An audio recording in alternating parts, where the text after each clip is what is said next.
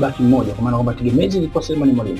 Unafikiri viongozi hawa walikuwa sahihi kumwachia huyu pasina kutengeneza sasa makubaliano ambayo yatakwenda kuibeba timu, au walikuwa wanafanya makusudi wakiamini kwamba lolote tu linaweza kutokea? Ni kwambia jambo moja, Simba haikuwa ikimtegemea Mwalimu Selemani Mwalimu kama mshambuliaji kiongozi namba moja. Kwa sababu kama uangalia katika mechi za msimu uliopita ilifika mahala kocha wetu Steve Becker alikuwa anamchezesha Elie Mpanzu kama force number 9 na Selemani Mwalimu akawa anaingia dakika za jioni kabisa. So mshambuliaji asilia Selemani Mwalimu alikuwa anaingia dakika za jioni.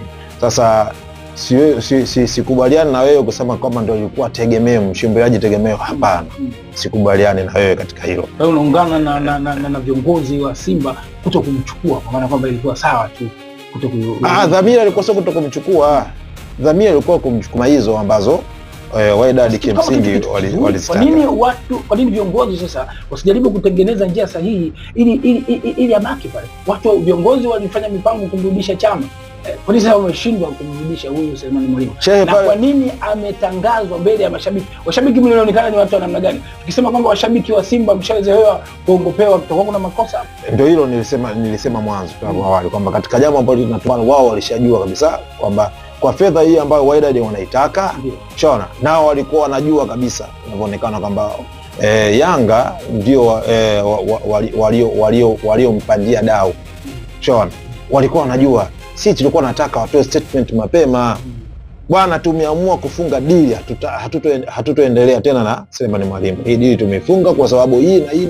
Si washabiki wa Simba niwaelewa, wanaelewa na wanawaheshimu viongozi wao.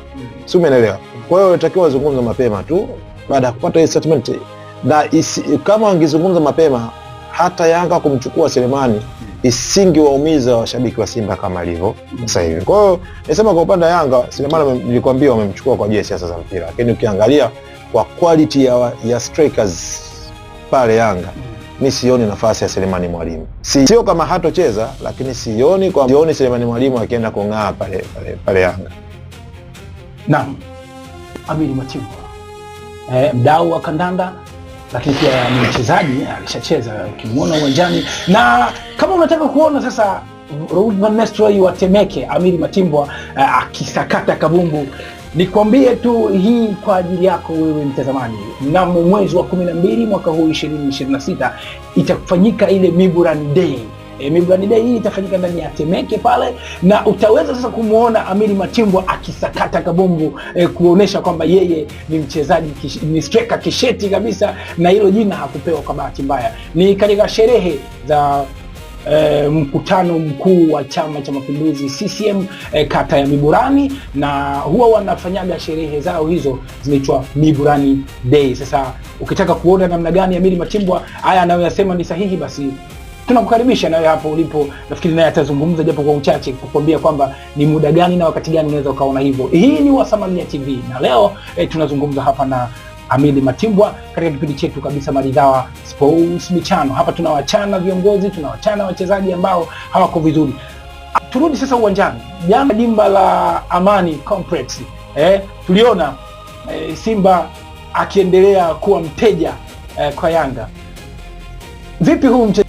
Unamjua? Huyo anaitwa Rushan De Rock. Unasemaje kiwango chake jana kilikuwaje? Manake hatukuona makeke yoyote bwana. One of the best center back in Africa. Sio Tanzania, in Africa. Rushan De Rock. Goli hili ambalo jana Simba walifungwa. Mchezaji pale anatoa pasi, mabeki wanao kimbiza pigwa hili ukadongo safi kabisa pale. Unahisi hivi au mabeki walikuwa wana mipango gani hapo wako kama mchezaji mpira? Tunataka wasifu Yanga kwa namna ambavyo walitengeneza hilo shambulizi, hususan kupitia kwa fullback wake wa kushoto, bwana nani Boka. Shadrack Isaka Boka.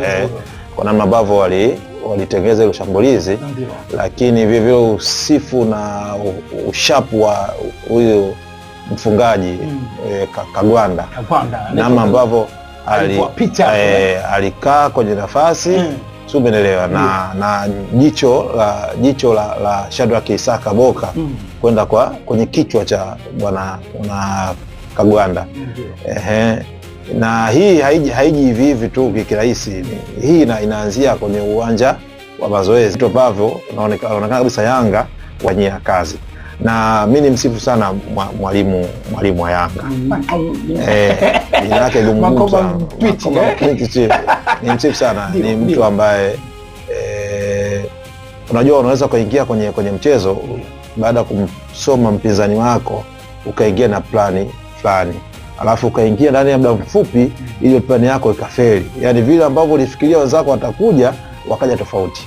Ndio kitu ambacho kilitokea jana. Baada ya kuona ile plani tuliingia nayo imefeli, Fasta akabadilisha plani, akabadilisha mwelekeo, na timu sasa ikaanza kucheza na timu ikatulia. Unaona? Kwa hata ile goli ilitokana na namna ambavyo mwalimu alistadi Simba ilipocheza katika dakika 30 za kwanza. Kwa hiyo alistadi akaona weakness za Simba ziko wapi. Na hasa ile eneo la upande wa kulia ni eneo ambalo la upande wa kushoto kulia kwa Simba ni eneo ambalo kidogo lilikuwa na madhaifu.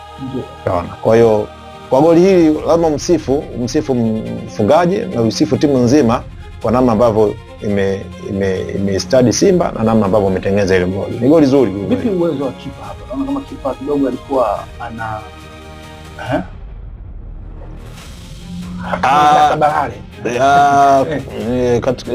kama ni lawama, ingawa si vizuri eneo. Uwezo wa kipa unafahamika na nimezungumza mwanzo, lakini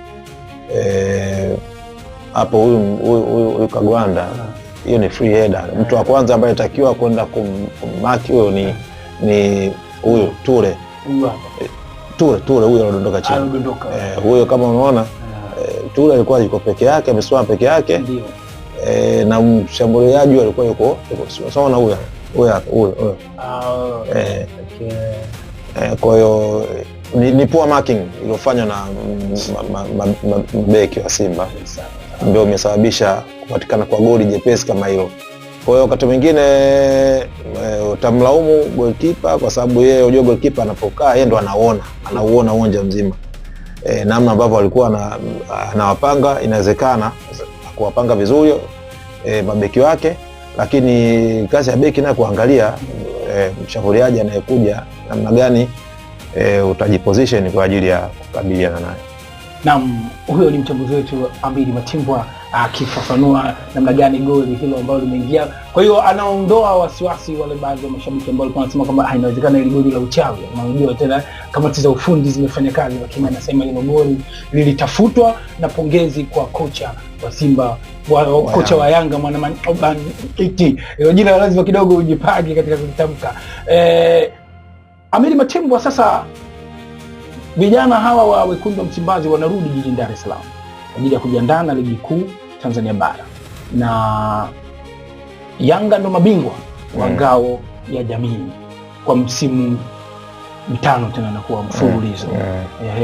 Nini mtazamo wako kwa mashabiki? Kitu gani ambacho unawaambia kuhusiana sasa na klabu yenu ya Simba?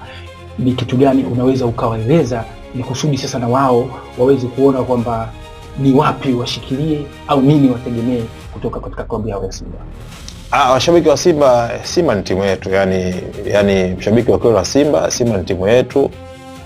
Wanasema wacha ituue, lakini tutabaki kwa Simba. Jambo la msingi ni kukata tamaa. Mimi nadhani makelele, maoni yetu viongozi wameyasikia. Mimi naamini watayafanyia kazi, lakini hata wachezaji wenyewe wanaona namna ambavyo sisi kama mashabiki tunavyoisupport timu yetu, na wanajua maumivu ambayo tunapitia nao binadamu. Mimi naamini tuendelee kuipa support timu yetu, wala tusirudi nyuma. Na uzuri wa mashabiki wa Simba ni mashabiki ambao hatukati tamaa.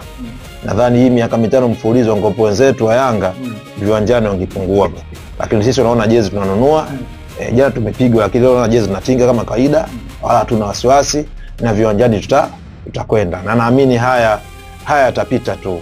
Kama sisi tulicheka na kufurahi kama wanavyofurahi wao kwa miaka 4 mfululizo, basi naamini Mungu huyu wetu sote, sio Mungu wa kwao peke yao, itafika mahali na sisi tutafurahi, tutacheka. Lakini Amiri, udhani kwamba kitendo cha mashabiki wa Simba kwenda kuchimba dawa Jangwani imekuwa kama laana, kwa maana kwamba wameenda kuchafua maeneo ya watu pale Jangwani, wakaenda kuchimba dawa, na kuna wazee wa Yanga walisema tutawaonesha. Sasa uone sasa laana hii inaanza kuwapata, au matokeo ya mashabiki vipi sasa? Sijui nawe kama ulikuwepo kwenye kuchimba dawa, uone kama ni changamoto hizo zinaanza kujirudia polepole. Hizo kama nilivyosema mwanzo, ni siasa na propaganda ndo za mpira, yani ni vitu ambavyo havihusiani. Watatuonyesha nini? Kwa sababu kuchimba dawa, kwa sababu dawa tulichimba, sikuwa tafuta dawa kwa ajili ya neneo ya ubingwa. Sasa inawezekana tumefunga ngao ya jamii, lakini dawa ya ubingwa tumeipata. Ndio maana nakwambia ubingwa na mechi nyingi, ngao ya jamii mechi moja. Sisi washabiki wa Simba na wana Simba kwa ujumla tuendelee kuwa na umoja tu na tuisupport timu yetu. Haya mengine yanarekebishika. Mambo ya kitaalamu, wapo walimu na benchi la ufundi ambao ni nzuri. Na mwalimu mzuri sana. Steve Barker ni mmoja kati ya walimu wazuri Afrika. Mimi naamini